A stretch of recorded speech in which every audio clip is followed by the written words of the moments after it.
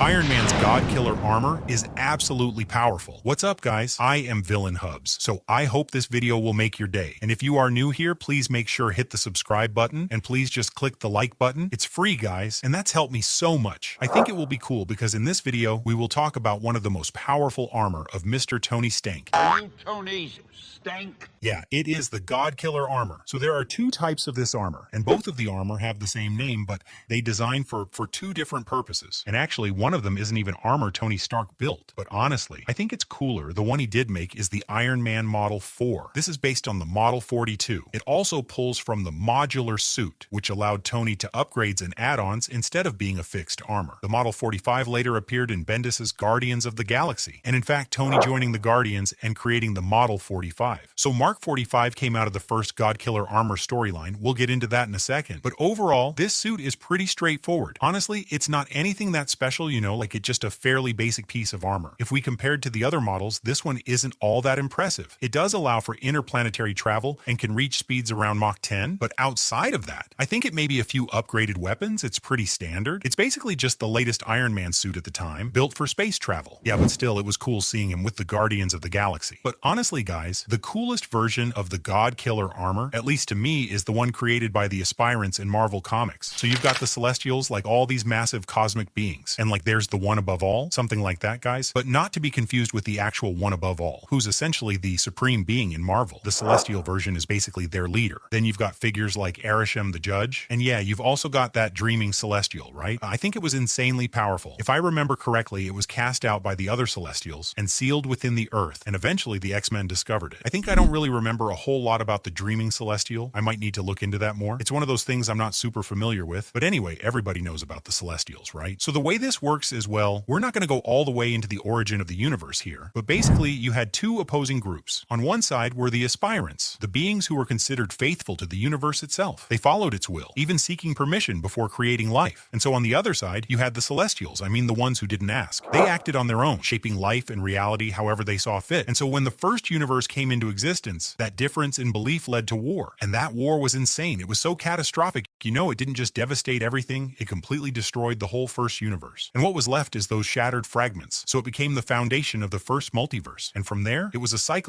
creation and destruction, over and over again. Yeah, guys, I guess we did end up going into the origin of everything. But that's the key idea. In every single version of the Marvel multiverse, this conflict never really ends. The Aspirants and the Celestials are always at war. It's a constant built into existence itself. And in the main Marvel universe is the most recent war between them. So if you can even call it recent, it happened billions of years ago. And the most recent war between the Aspirants and the Celestials ended in defeat for the Aspirants. So they did what desperate civilizations always do that they decided to build a weapon. And that is the one that we are talking about right now, and it called the Godkiller armor. This is a massive construct that it has thousands of feet tall. I think this is not just armor, but a colossal mechanized suit, and this designed for one purpose only, just to be piloted by the Aspirants and use it to kill Celestials. And it worked. This Godkiller armor slaughtered a lot of Celestials, a lot of them, but in the end, it still didn't change anything. The Celestials still wiped out what was left of the Aspirants. And just like that, the war was over. And the Godkiller armor was abandoned, also left dormant for billions of years until the modern era. And then this guy found it, an entity known as Recorder 451. So now, the recorders in Marvel are basically robotic observers. They don't interfere, but they just travel the universe, watching, documenting, and recording everything that happens. And these recorders were created by a race known as the Rigelians. But I think they're not super important to the bigger picture, but their purpose is simple. They just go out into the universe, catalog everything, and then report back, and then get sent out again, over and over, something like that, and that's their entire function. But Recorder 451 was different. Somehow, it began to develop a personality of its own, like something it was never supposed to have. And over time of that, it came to a conclusion that one day, humanity would rise and usher in an era of peace. But the problem is really crazy, guys.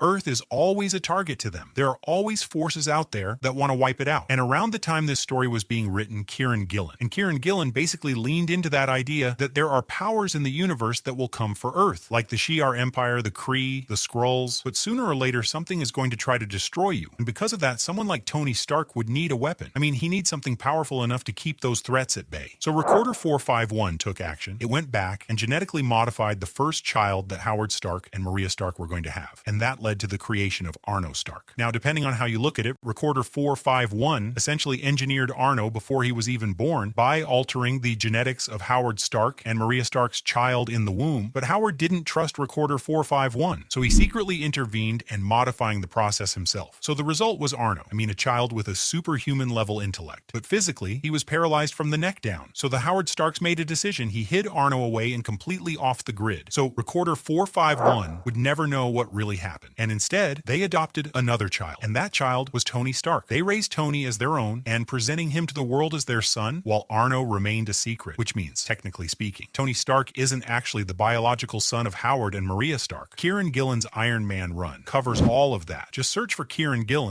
Just type KIERONGILLEN along with Iron Man, and you'll find the entire arc. After that, you can move on to International Iron Man, which follows Tony Stark's search for his biological mother. It's a really compelling story. It's only about 7 issues, so it's not very long, but it's definitely worth reading. Anyway, Recorder 451 believed that Tony Stark was the child he had engineered. The child that specifically designed with the ability to wield this godlike machine or this massive suit of armor and eventually pilot it back to Earth. But later, Recorder discovered that Tony wasn't actually that child, and that's where the story takes a turn. What makes it so compelling is the scale of this armor. It's absolutely enormous. It was built to generate enough power to take down literal gods, and that's why I think something like this could eventually show up. But in the MCU, it's hard to imagine Tony Stark building something like that within a reasonable time frame. We're talking about a suit that's around 2,000 feet tall. In the comics, it's gigantic, so big that it has entire corridors running through it. It's so massive that Tony wouldn't just walk through it, but he'd be running or even flying down corridors inside the armor because of its sheer size. Now, when you connect that to the MCU, things get really interesting because we all know the Celestials exist. We've seen beings like Arishem the Judge who used the Power Stone to wipe out all life on a planet in seconds, and that alone tells us how insanely powerful they are. But beyond that, though, the MCU hasn't explored them much. Here's where you can connect the dots. What if the Godkiller armor was created during a massive war?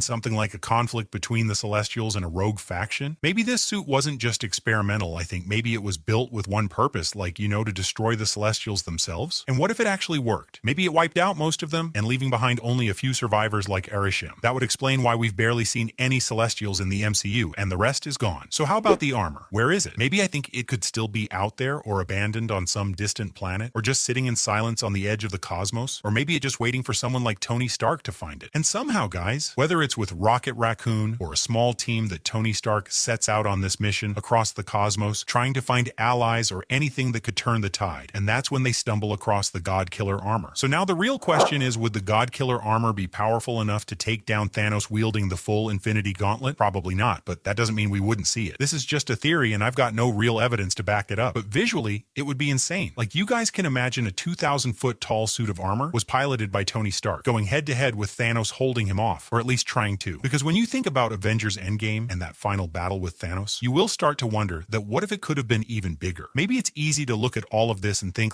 okay, it's just going to be another fist fight, or basically more of what we saw in Avengers Infinity War. But honestly, I don't think that's what it should be, and I hope it's not. I want to see things pushed to insane levels, like truly cosmic, over-the-top moments. The kind of stuff we saw in the Infinity Gauntlet, where Thanos is throwing planets and reality itself feels like it's breaking apart. Now, will they actually go that far? It's hard to say. Some people take a more cynical view and assume they won't, that it'll stay grounded or play it safe. Maybe it is, or maybe not. But just imagine this for a second, like a godlike suit of armor, that massive beyond belief, stepping onto the battlefield. Yeah, not just another fight, but something that feels truly cosmic, like something that raises the stakes beyond anything we've seen before, like this 2,000-foot tall suit of armor squaring up against Thanos. It was like a literal giant on the battlefield, right? And then Thanos just wipes it out with a single swing, completely destroys it.